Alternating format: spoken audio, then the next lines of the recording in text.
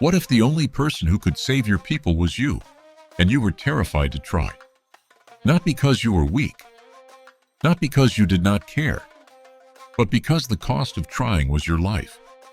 Because the law of the most powerful empire on earth said that even a queen could not walk into the king's presence uninvited, and the penalty for breaking that law was death. No exceptions. Not even for the queen. You have a choice: stay silent and survive, or speak and risk everything. And the words that reach you from the one person who knows your secret are words that will not leave you alone.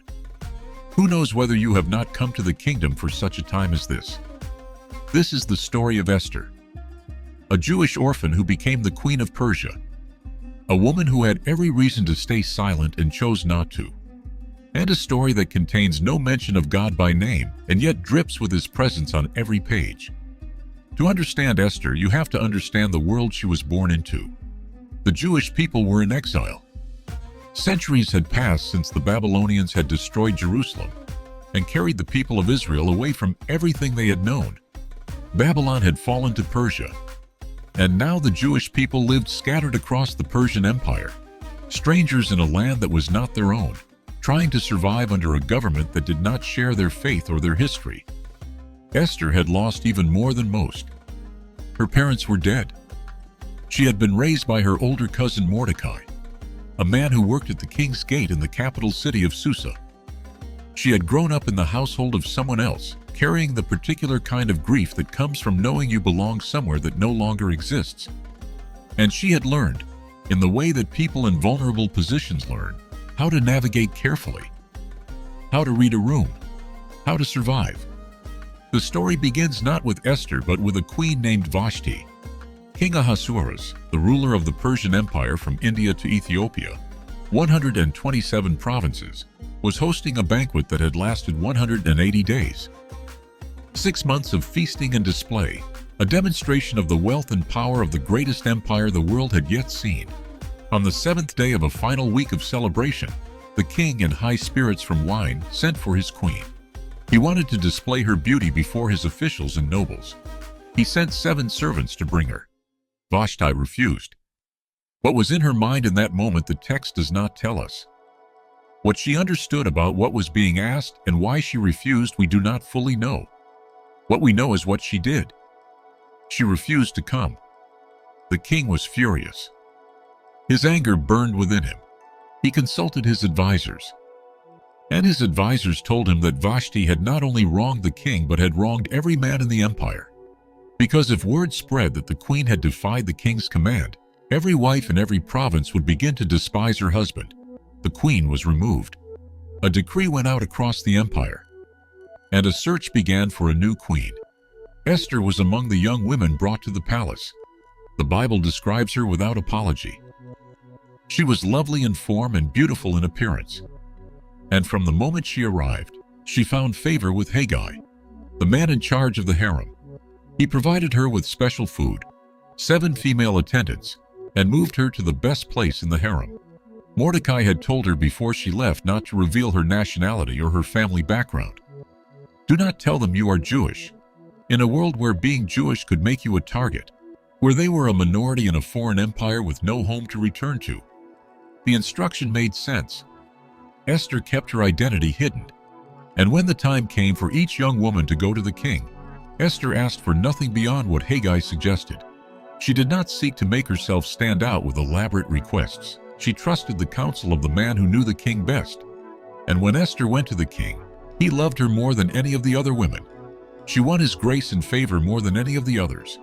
He set a royal crown on her head and made her queen instead of Vashti. The orphan from exile was now the queen of the Persian Empire, wearing a crown in a palace in a kingdom where she was a stranger, holding a position of extraordinary privilege and extraordinary vulnerability at the same time. Sometime later, the king promoted a man named Haman to the highest position among his nobles, and the king commanded that everyone at the king's gate bow down to Haman when he passed. Everyone did, except Mordecai. Day after day, the other officials asked him why he refused. He told them he was a Jew. They told Haman. And Haman, when he saw that Mordecai would not bow down to him, was filled with rage. But killing one man was not enough for Haman. He had learned Mordecai's nationality, and he decided to destroy not just Mordecai, but all the Jewish people throughout the entire Persian Empire. He went to the king. He told him there was a certain group of people scattered throughout the provinces, whose customs were different from those of all other peoples, and who did not obey the king's laws. It was not in the king's best interest to tolerate them. He offered to pay 10,000 talents of silver into the royal treasury to fund their destruction. The king gave Haman his signet ring. Do with the people as you please. A decree was written, sealed with the king's ring, sent out by couriers to every province. On the 13th day of the 12th month, every Jewish man, woman, and child in the Persian Empire was to be killed. Their goods were to be plundered. The city of Susa was bewildered. But Haman and the king sat down to drink. When Mordecai learned what had been done, he tore his clothes and put on sackcloth and ashes. He went out into the city and wept loudly and bitterly. Throughout every province, wherever the decree reached, there was great mourning among the Jewish people. Fasting, weeping, wailing, many lay in sackcloth and ashes. Esther's servants and attendants told her about Mordecai. She was deeply distressed. She sent clothes for him to put on so he could take off his sackcloth. He refused them. She sent one of her attendants to find out what was wrong and why. Mordecai sent back a copy of the decree. He told her everything that had happened. He told her about the exact amount of money Haman had promised to pay into the royal treasury for the destruction of the Jewish people. And he urged her to go to the king, to beg for mercy for her people. And Esther sent back a message that revealed exactly how dangerous the position she was in actually was. All the king's officials and the people of the royal provinces know that for any man or woman who approaches the king in the inner court without being summoned, the king has but one law: that they be put to death unless the king extends the gold scepter to them and spares their life. But 30 days have passed since I was called to go to the king. 30 days. The king had not summoned her in 30 days. She did not know if she was in favor or out of it. She did not know if the scepter would be extended or if she would be executed for walking through that door. The law was absolute. The penalty was death. And Mordecai's response did not soften the request. Do not think that because you are in the king's house, you alone of all the Jews will escape. For if you remain silent at this time, relief and deliverance for the Jews will arise from another place, but you and your father's family will perish. He was telling her something important. The plan of God for his people would not be stopped by her silence. Deliverance would come from somewhere. But the question was not whether the people would be saved. The question was whether she would be the one who saved them. And then the words that have outlasted everything else in the book. Who knows whether you have not come to the kingdom for such a time as this? Esther sat with those words. She had not asked to be queen. She had not maneuvered her way into the palace or plotted to wear the crown. She had been taken from her cousin's house, put through a year of preparation, brought before a king, and chosen. The whole sequence of her life, the loss of her parents, the years in Mordecai's household, the exile, the search for a new queen, the favor she found with Haggai, the love the king had for her above all others, could be seen as a series of accidents, or it could be seen as something else. A path, a positioning, a preparation for exactly this moment. Who knows whether you have not come to the kingdom for such a time as this? Esther made her decision. She sent back her answer to Mordecai. Go, gather together all the Jews who are in Susa, and fast for me. Do not eat or drink for 3 days, night or day. I and my attendants will fast as well. And then I will go to the king, even though it is against the law. And if I perish, I perish. If I perish, I perish. Not I will definitely survive. Not I have a plan that will work. Not I have been promised a good outcome. Simply, I have decided. Whatever happens, I have decided. This is worth dying for. On the 3rd day, Esther put on her royal robes. She stood in the inner court of the palace, in front of the king's hall. The king was sitting on his royal throne facing the entrance. When he saw Queen Esther standing in the court, he was pleased with her. He held out to her the gold scepter that was in his hand. She was not executed. She was welcomed. She approached and touched the tip of the scepter. And the king asked what she wanted. He told her that whatever it was, up to half the kingdom, it would be given to her. And Esther did not immediately tell him about Haman. She did not pour out the whole story in one moment. She invited the king and Haman to a banquet she had prepared. They came. And at the banquet, the king asked again what she wanted, up to half the kingdom. And still Esther did not tell him everything.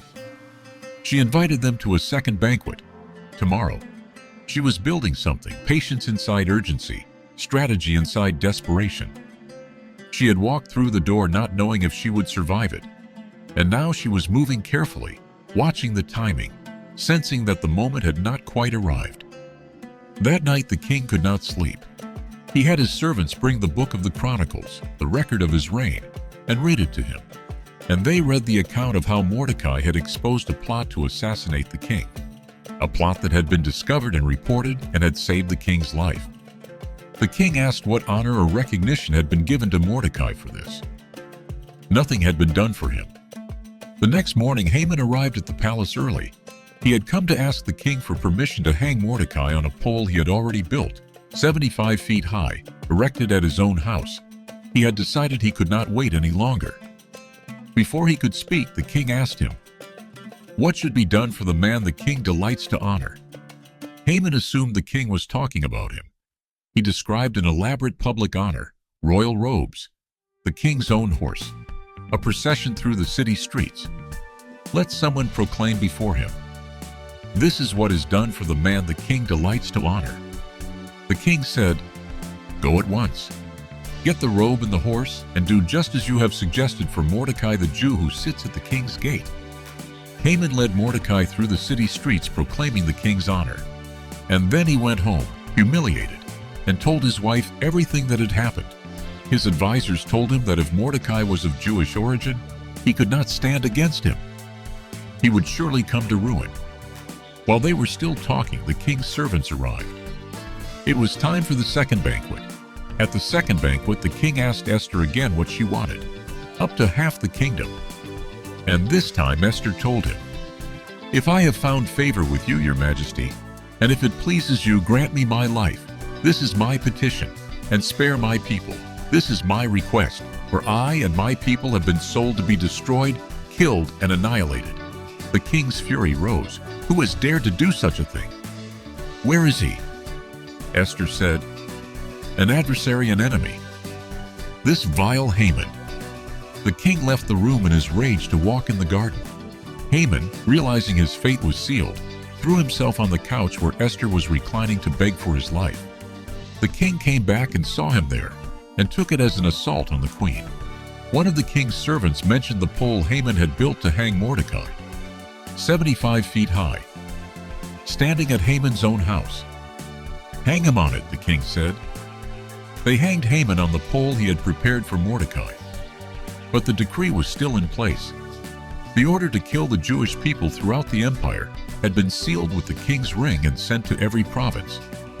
And a decree sealed with the king's ring could not simply be canceled. Esther went before the king again. This time she wept. She fell at his feet. She begged him to put an end to the evil plan Haman had devised against the Jews. The king extended the gold scepter. He told her and Mordecai to write another decree regarding the Jews in the king's name, whatever seemed best to them. Seal it with the king's signet ring. A second decree went out. The Jews in every city had the right to assemble and protect themselves, to destroy, kill, and annihilate the armed men of any nationality or province who might attack them. The city of Susa erupted in celebration. For the Jews, it was a time of happiness and joy, gladness and honor. In every province and city where the edict of the king arrived, there was joy and gladness among the Jews, and many people of other nationalities became Jews because fear of the Jews had seized them. Esther and Mordecai established a yearly celebration called Purim, named after the word for the lots that Haman had cast to choose the date of the Jewish people's destruction. The day that had been chosen for their annihilation became a day of celebration, a day of feasting and joy, a day of giving gifts to one another and presents to the poor, a day of reversal. So what does this story mean for us today? The first lesson is this: The position you are in may not be an accident. Esther did not choose her circumstances. She did not choose to lose her parents. She did not choose to be taken to the palace. She did not choose to be made queen. The sequence of events that placed her exactly where she needed to be when her people needed her most was not something she had planned or engineered. But she was there. And the question Mordecai asked her is the question that echoes across every life and every generation. Who knows whether you have not come to where you are for such a time as this? The opportunities you are standing in front of right now, the relationships you have, the position you hold, the access you have been given, the particular combination of gifts and history and placement that makes you uniquely you in this specific moment. None of it may be an accident. The question is not how you got here. The question is what you will do now that you are here. The second lesson is this. Courage is not the absence of fear. It is the decision that something matters more than the fear. Esther was afraid. She knew the law. She knew the penalty. She knew that 30 days had passed without the king summoning her, and that she had no way of knowing if she was in favor or not. She was not a woman without fear. She was a woman who fasted for 3 days, and then said, "If I perish and walk through the door anyway." That is courage. Not the feeling of being unafraid. The decision to move despite the fear. To decide that the people on the other side of the door matter more than your safety. That the calling is bigger than the cost. Whatever door you are standing in front of right now, whatever risk is waiting on the other side, whatever thing you know you are supposed to do and have been postponing because the penalty might be too high. Esther's story is not telling you that it will definitely be safe. It is telling you that some things are worth the risk. The third lesson is this. Timing is not the same as delay. Esther did not tell the king everything at the first banquet. She waited. She planned a second banquet. She sensed that the moment had not fully arrived. And while she waited, the king could not sleep. And the book of Chronicles was read to him. And Haman was humiliated in the streets. And the pole he had built for Mordecai was standing ready for a different purpose. What looked like Esther's hesitation was actually alignment. The things that needed to be in place were being put in place in the space between the first banquet and the second one. What felt like waiting was actually preparation. There are moments in every life when the thing you are supposed to do has not quite arrived yet.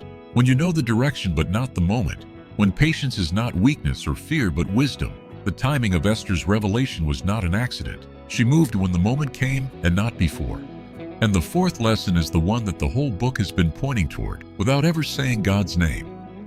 The name of God does not appear anywhere in the book of Esther. Not once. And yet his presence is on every page. In the positioning of a Jewish orphan in the palace of the most powerful king in the world. In the sleeplessness of a king on exactly the right night. In the humiliation of the enemy at exactly the right moment. In the reversal of a decree that should have been irreversible. The book of Esther is a record of what divine providence looks like when it is working through ordinary human choices made by ordinary people who are afraid and decide to act anyway. God does not always announce himself. He does not always write in fire across the sky or send angels with explicit instructions. Sometimes he works through the timing of a banquet, and the insomnia of a king, and the courage of a woman who had every reason to stay silent. He is working through the ordinary details of your life right now, through the things that feel like accidents, and the positions that feel unearned, and the moments that seem like coincidence. The question is not whether he is present. He is present. The question is whether you will do what Esther did. Fast for 3 days. Put on your royal robes. Walk through the door. And say, "If I perish, I perish." Whatever empire you are living inside, whatever Haman has been building a decree against you or the people you love, whatever door stands between where you are and where you are needed, you did not end up where you are by accident. Who knows whether you have not come to this moment for such a time as this? Based on the book of Esther,